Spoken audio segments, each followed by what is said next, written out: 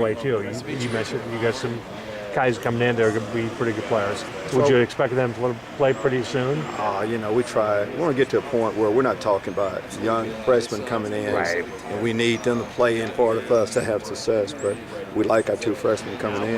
Of course, Shamon Cooper, everybody knows him. He's a local guy, and we're excited about him. Tariq Barnes, we're just as excited. We have two good prospects coming in to the mix.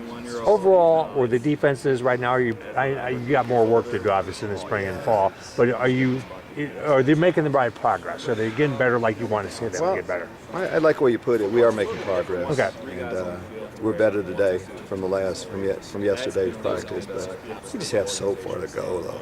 Yeah. As much as anything. Practice 6, to be talking, a lot of positive things. That's pretty hard to do. Making progress. You got a base defense you used a long time. Have you changed much? Done any tweaking, or is it all kind of similar stuff that you've done in the past? We tweak every year. Okay. Kind of depending on people. We tweak every year. We've kind of done it all throughout the years. Okay.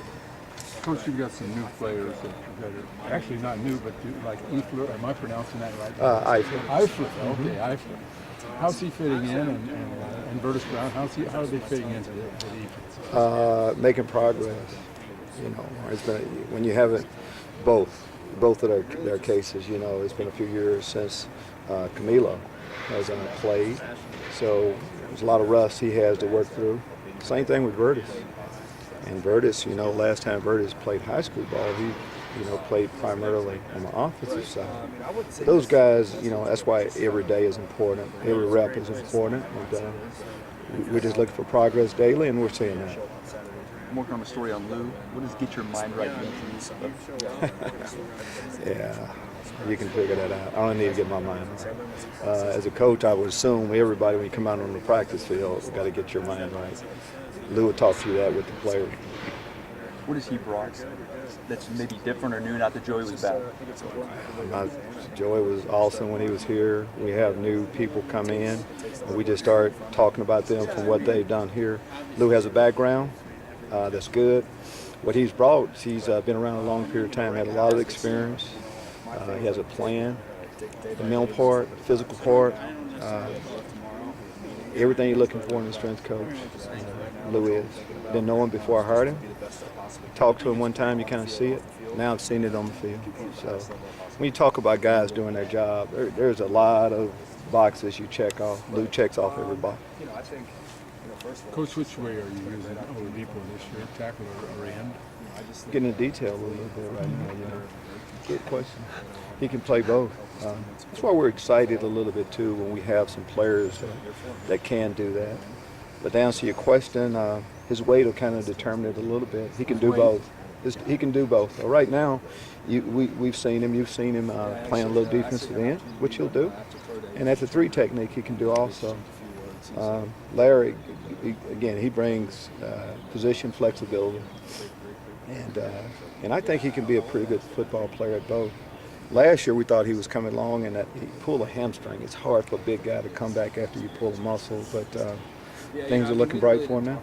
Now, just to clarify your position, are you working mostly with linebackers now? I mean, you're over the whole thing. I'm over the whole thing is all I'm doing right now. I don't coach linebackers. I don't coach secondary. I don't coach the defensive line. I have more of an input on the defensive side is the only way my job has changed. Lovie, I've been doing this since I've been here also. I've tweaked with everybody. I'm just not as much with the offense. Lovie, I know the last couple of years you've had a lot of young players see the field as freshmen. Now that these guys are sophomores and juniors, just talk a little bit about their growth and what you've seen out of them and how excited you are about this spring as opposed to the other springs because these guys are coming to, maturing. First off, we're excited that we have our program in a position where we don't have to, hey, the freshmen got to come in and 15 of you guys have to start. Now you want to have your program going where you just plug in some of the young players coming along. With that, I've talked about that group, junior class running the locker room. There's a certain group that kind of sets the tempo for everything, on the field, off the field. Guys that I talk to about our program, things we like, things we don't. That's where they are. And then also the ones that are on the football field, making the most plays, setting the tone. That's what we have in our upperclassmen group now, on both sides of the football. And even our specialists, that's where we are. And that's why there's a whole lot of excitement. You want to get your program to a point where that's the case.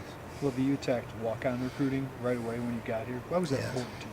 The numbers, like right now, you look at our offensive linemen, I think we had one that went down today, so it puts us at 11 offensive linemen. You need those numbers as much as anything. We want to be maxed out with our program. In order for that to happen, just having 85 guys on scholarship, you need to have your walk-on program a certain way, and we'll keep working to get it. We're still not there with it, but so if there are any players out there that, hey, I know I can play college football, that want an opportunity, we'll give you a chance if you're decent.